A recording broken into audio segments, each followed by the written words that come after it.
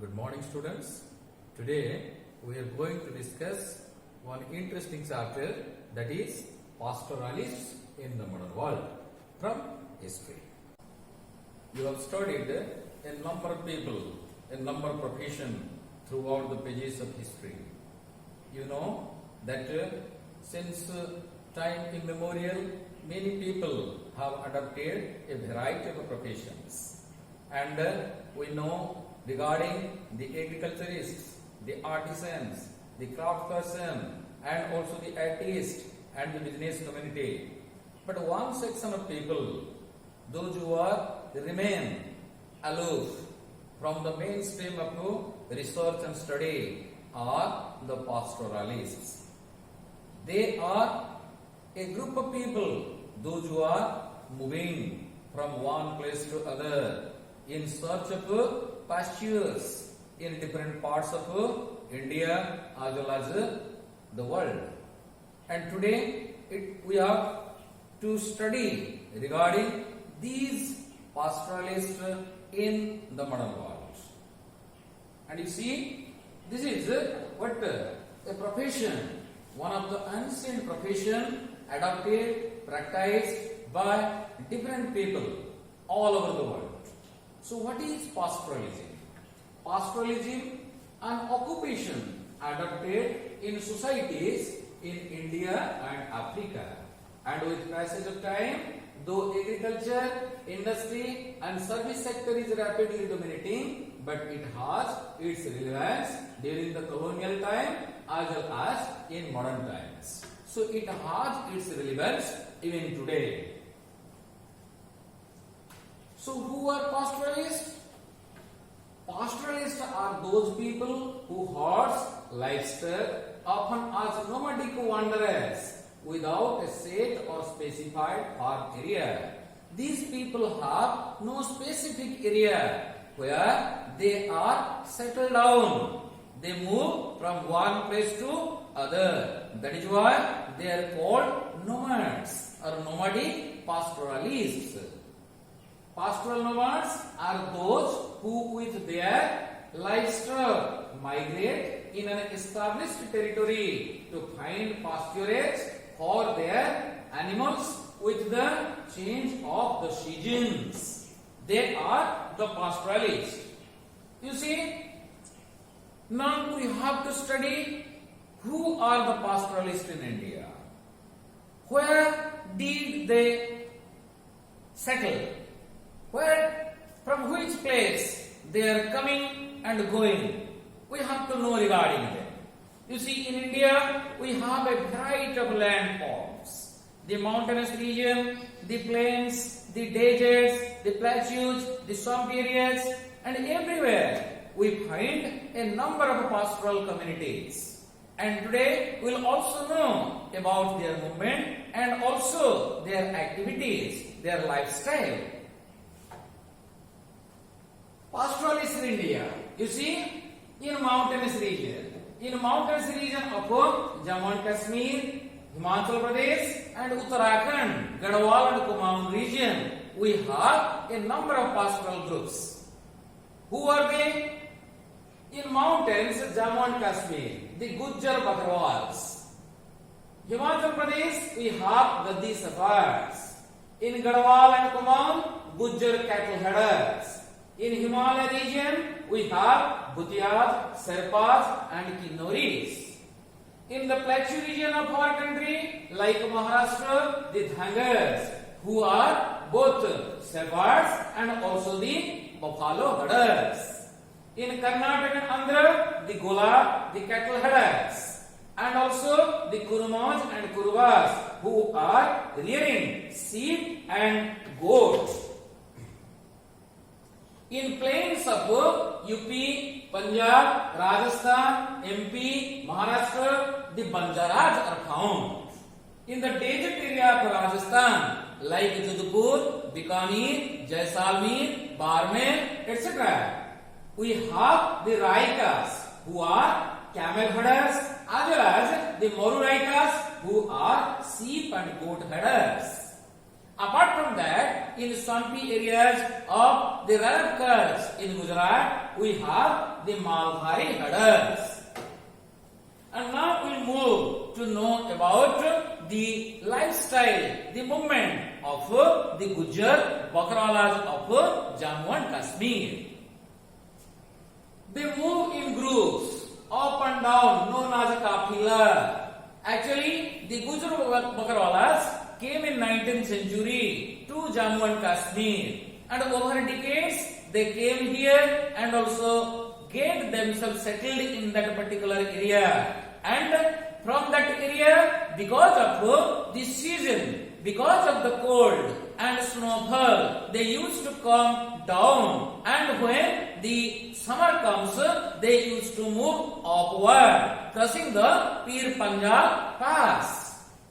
Their movements are governed by cold and snow. In the winter season, they move down to the low hills of the Shivalik range of the Himalayas.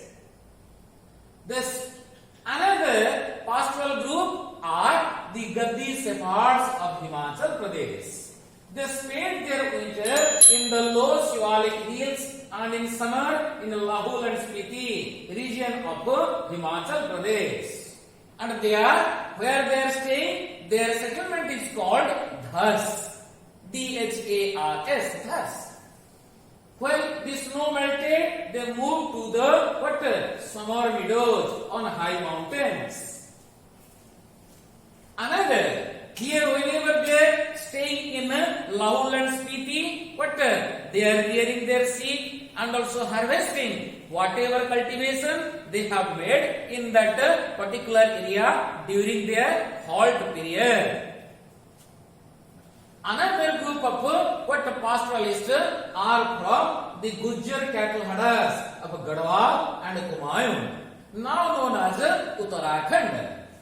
They spend their summer in the Bugyals. Bugyals are, you see, this is Bugyal, the vast meadows in the high mountains. And they spend their winter in the Bhabbar, a dry forested area. You see, this is Bhabbar, in the foothills of Garhwal and Kumaon. In course of their journey, at about more than 10,000 to 11,000 feet height, these Gaddi Sephards used to build some mandapas, which are made out of a grass, a hill grass that is called ringal.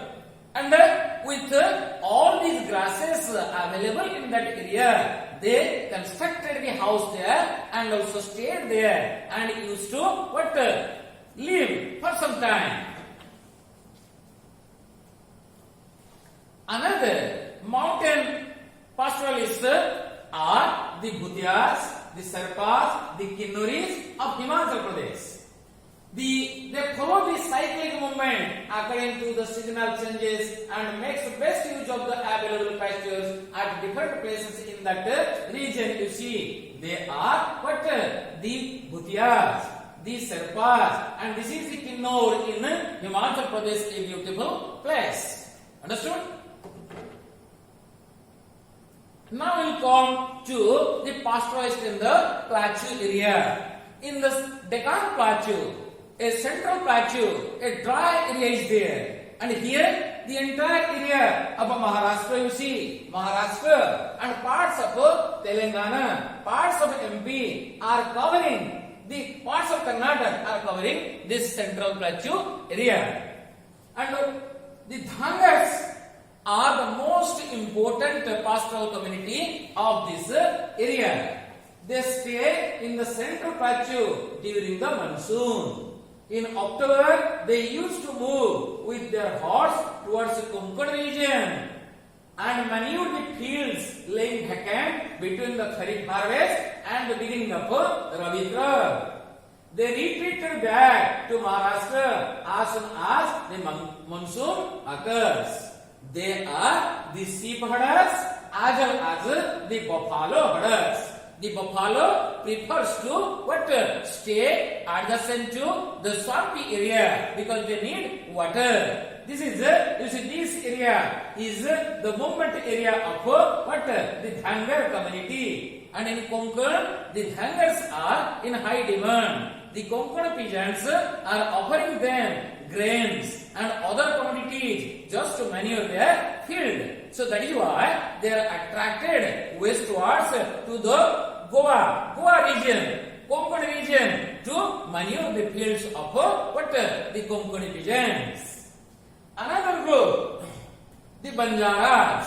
They are the pastoral groups of the plains of UP, Punjab, Rajasthan, MP, Maharashtra. You see, they are the Banjara cattle herders, Banjara pastoralists, and the cattle. You see, they used to move to different places in search of good pasture land. Even long distances they can also cover off.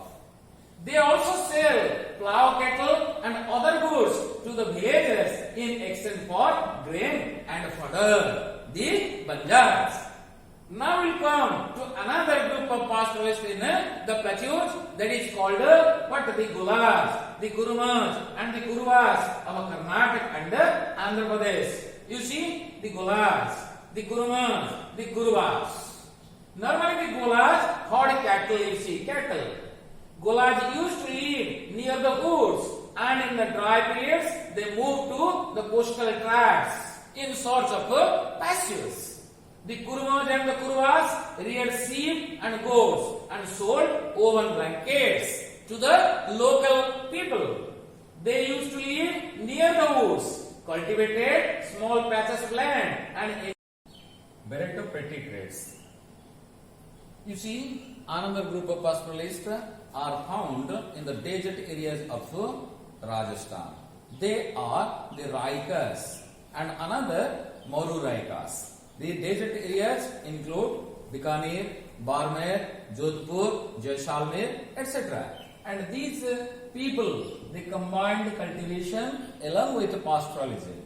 They, during monsoon, the Raikas of Barmer, Jaisalmer, Jodhpur and Bikaner stayed in their home villages where pasture was plentifully available. When their grazing ground becomes dry, they move to new and greener pastures. The Maru Raikas herded both camels and another group herd sheep and goats. The Maru Raika settlement is called Dhande. You see, they are the Raikas pastoral community of the desert area of Rajasthan. You see camel. And you see, they are rearing this sheep. And this area is called Dhandi. The Maru Raikas used to settle in that particular area where they are undertaking a variety of activities apart from pastoral activities. Another group of pastoral communities are the Maldharis of Ranavkach in Gujarat. The Ranavkach is a swampy area in Gujarat. And in this swampy area, the Maldhari pastoralists are found. You see, this man is a Maldhari, what a leader, pastoral leader. And they are the sheep. They are herding sheep. They are usually rearing sheep. Their movement is also according to the seasonal cycle of nature in that particular area. They used to move in search of pasture from one area to the other area. However, due to the advent of the colonial authorities in our country, a change had taken place in the lifestyle of the pastoralists as well as the livelihood of the pastoralists. What kind of changes occurred? We have to examine one after the other. You know, the British colonial authorities came to our country not for trade only. After trade, they occupied our territory, and after occupying the territory, they are badly searching for a variety of sources to generate income from our country. And they targeted the land of our country. And from the land, they wanted to bring entire land under cultivation, from where they could get produce as well as income. That is why the Britishers from time to time had brought some regulations by virtue of which the pastoral area, the pastures in our country brought under their direct control. You see, various laws are enacted to bring pastures and pastoralists under colonial control. One such important law was the Westland Rules, which brought all uncultivated land, including grazing land, forest land, etc., directly under government control. The grazing lands were transformed to cultivated lands, from which land revenue was collected by the British government. Some grazing lands were given on auction to select individuals who later became village headmen, from whom money was collected by the colonial authorities. Apart from this Westland rule, they have also passed another rule, another act, which is called the Forest Acts. By virtue of this act, the British government had brought entire forest of our country under their control. They classified the forest area into two categories. One is called the reserve forest, another is called the protected forest.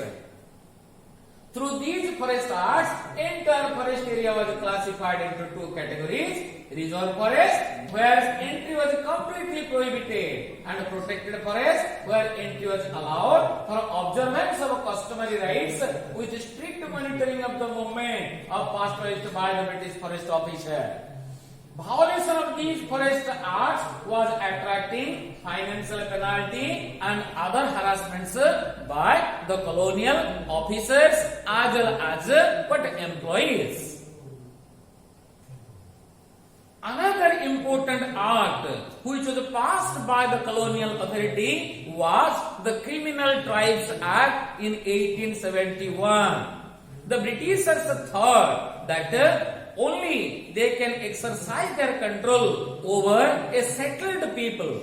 As pastoralists used to move from one area to other area, they were not brought under their control. So that is why these pastoralists, including some craft person, some traders, some business community, they were considered as nomadic tribes, and they were suspicious by the British government. Their activities, their movement, and all their area in which they were passing through was brought under the suspicious nature of the British rule.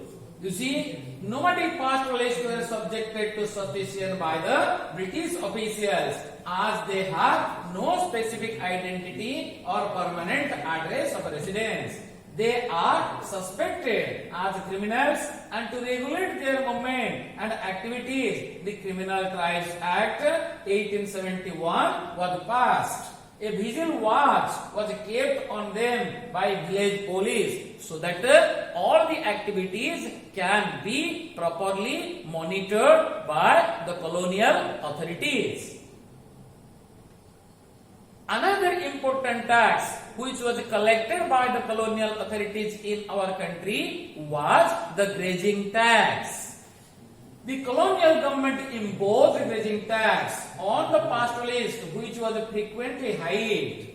Collection of grazing tax was given on auction to contractors to enhance the revenue on the part of the colonial authority. Sometimes the British officials also involved in collecting this tax by issuing individual pass or permit to the pastoralist for getting more income. You see, this is the grazing land. So here, under the colonial rule, some changes had taken place in the life and the livelihood of the pastoralists.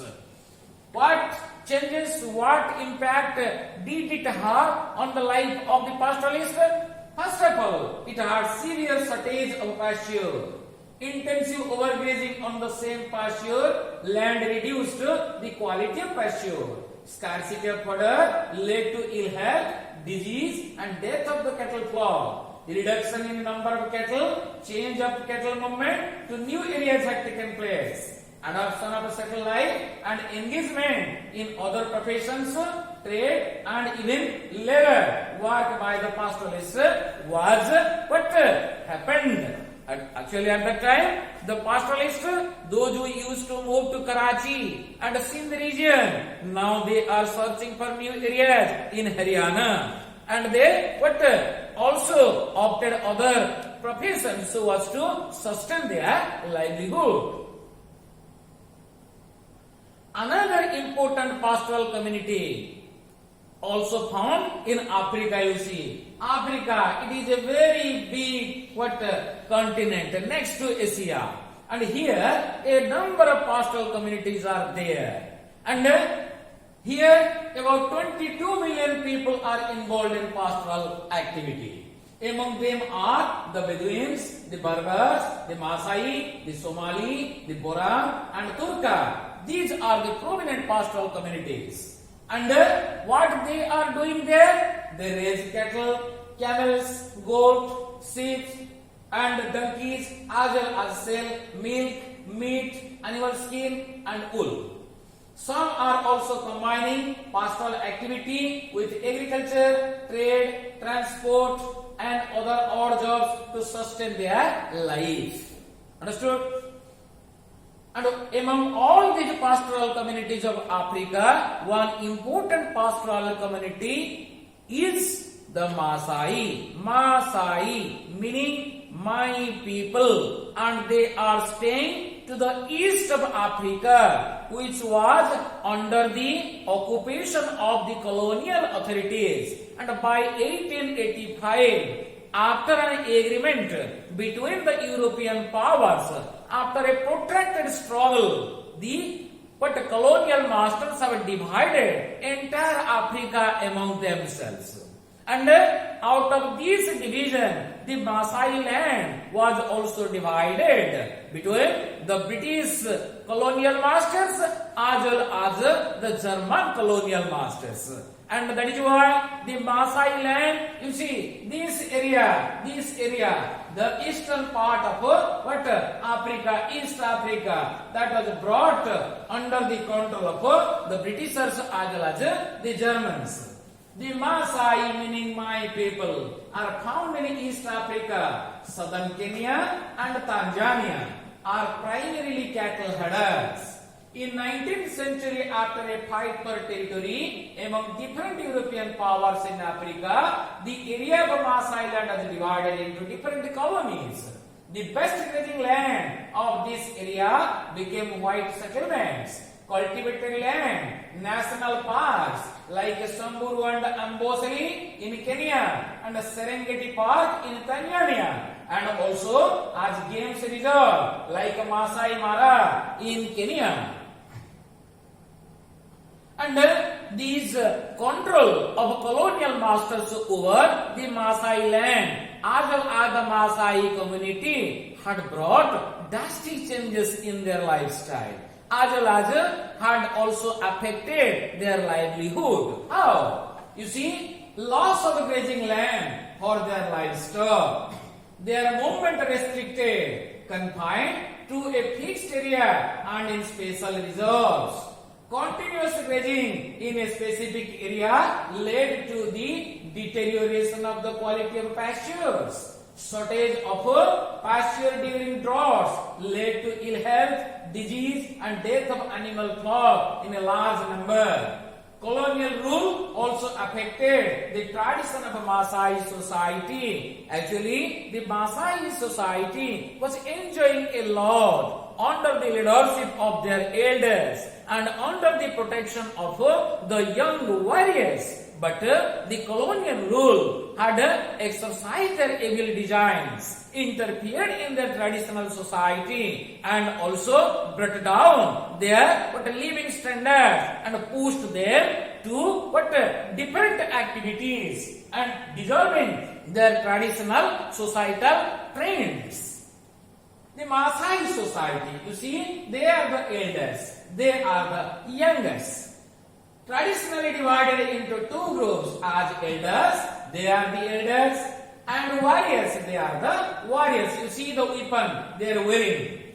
The elders form the ruling group exercise authority, decide the community affairs, and settle disputes. The warriors consisted with the young men used to defend the community and organize cattle raids on other in order to exercise their supremacy over other pastoral communities in that particular area. You see, under the impact of colonialism, so many changes have taken place in the Maasai society. What are the changes taken place in Maasai society? The British colonial authorities interfered in the traditional affairs of Maasai. In order to administer their affairs, new chiefs of various subgroups were appointed by the colonial authorities. These chiefs were rich and also had both pastoral and non-pastoral income, and therefore remain unaffected during crisis and drought-like situations. The poor pastoralists were affected by colonial policies, droughts, famine, and war, and finally pushed to the labor market as designed by the colonial masters. They became slaves. They became what? Laborers. What were the changes that taken place in Maasai society? The traditional difference based on age between the elders and the warriors was restored. In new distinction between the rich and poor, pastoralists developed. Actually, what a new distinction. Rich pastoralists and poor pastoralists came into being. The traditional distinction, elders and youngers, now what over. That was no more among the Maasais, and that happened due to the interference of the colonial masters, especially the Britishers in the Maasai area. However, in spite of all these, you see, the pastoralists have their relevance even today. To sum up our entire discussion, we can say pastoralism was indeed a way of life and an economic activity which has its relevance even in modern times in many hilly and dry regions of India as well as the world. Though colonialism attempted to push them to oblivion, but their tradition and timely movements keeps them and their profession at a center stage of attention and attraction for study by the researchers and environmentalists in modern times. You see, now the pastoralists are becoming a center of attraction for political parties, for government. Now they are placing their demands for rights, for getting advantage from the side of the government. And the government, after the Kargil War of 1999, have also paid proper attention to bring these pastoral communities to the mainstream of our society, marking them as an important community in the life and economy of our country. That is all about the chapter Pastoralists in the Modern World.